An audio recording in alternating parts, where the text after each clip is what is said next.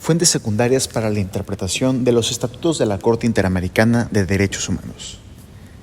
Para poder entender los estatutos de la Corte Interamericana de Derechos Humanos, tenemos diversas fuentes, las cuales nos ayudarán a conocer mejor sobre esta organización y cómo funciona.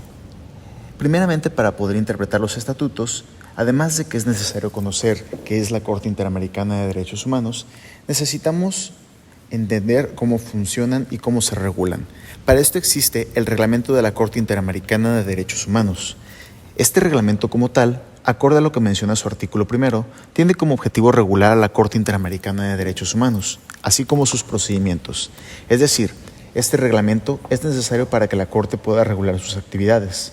Por ende, es necesario para poder entender como tal los estatutos de la Corte Interamericana de Derechos Humanos, ya que nos permiten entender e interpretar primeramente cómo se regula dicha organización y cómo se organiza para poder cumplir con sus objetivos, asegurar derechos, establecer normas, así como resolver problemas internacionales y respetar la carta de la cual forman parte, en este caso, la Carta de la Organización de Estados Americanos. La Carta de la Organización de Estados Americanos es importante ya que nos permite entender cómo se organizan. Si no entendiéramos cómo se organizan los estados americanos, sería imposible poder entender sus estatutos. La Carta de la Organización de Estados Americanos nos dice que los estados americanos consagran en esta carta la organización internacional que han desarrollado para lograr un orden de paz y de justicia, fomentar su solidaridad, robustecer su colaboración y defender su soberanía, su integridad territorial y su independencia.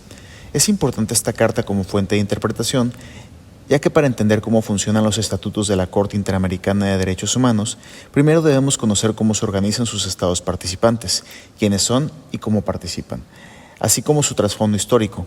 De lo contrario, muchos elementos quedarían al aire al no poder entender de dónde provienen y quiénes son los que participan.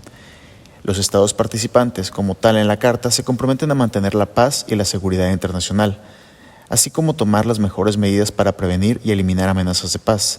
Asimismo, fomentan relaciones de fraternidad que se alimentan con tratados y son regulados por sus reglamentos y estatutos correspondientes, para que pueda existir una cooperación internacional que desarrolle de forma eficiente soluciones a los problemas que puedan suscitarse y los involucren a ello en la materia de derechos humanos.